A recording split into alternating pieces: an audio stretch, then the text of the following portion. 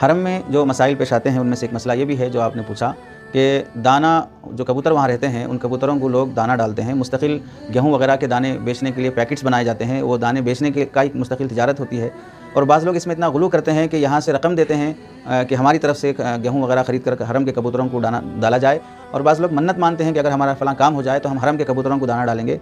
ये इस दर्जे की गुलू दर्जे की बात हो जाती है। पहली बात तो हमें ये समझना चाहिए कि परिंदों को खाना खिलाना, दाना डालना, पानी पिलाना, ये सब इबादत है, सवाब का काम है। लेकिन इसमें दूसरी बात जो हमें मलहूज़ रखना चाहिए, एक तो यह है कि रोज़ी और दानों की तौहीन लाजिम ना आए। रास्ते पे डाल दिए, लोग चलने का रास्ता है वहाँ कबूतर दिखा डाल दिए, अब उसकी वजह से कबूतर जमा हो गए, लोगों को चलना मुश्किल हो गया, या कबूतर नहीं आया, लोग चलते होने की वजह से अब दाने रोड पे पड़े हुए हैं, दानों की बेहुरमती लाजिम आ रही है। तो एक तो इसका लिहाज रखना चाहिए। दूसरा है कि मन्नत मानना हरम के कबूतरों को दाना डालने की जायज़ नहीं है। तीसरा है कि यहाँ से रकम भेजना कि वहाँ के कबूतरों को दाना डाला जाए। यहाँ रिश्तेदारों के हुकूक़ अदा नहीं हो रहे हैं, पड़ोसियों के हुकूक़ अदा नहीं हो रहे हैं, यहाँ से कबूतरों की फ़िक्र की जा रही है।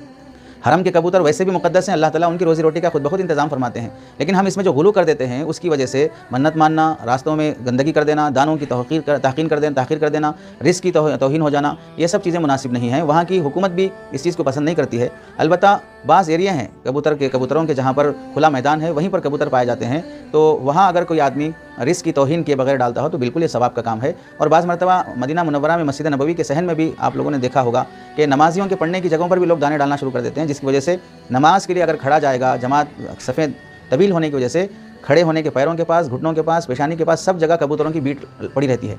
नमाज़ पढ़ते हुए कराहत महसूस होती है।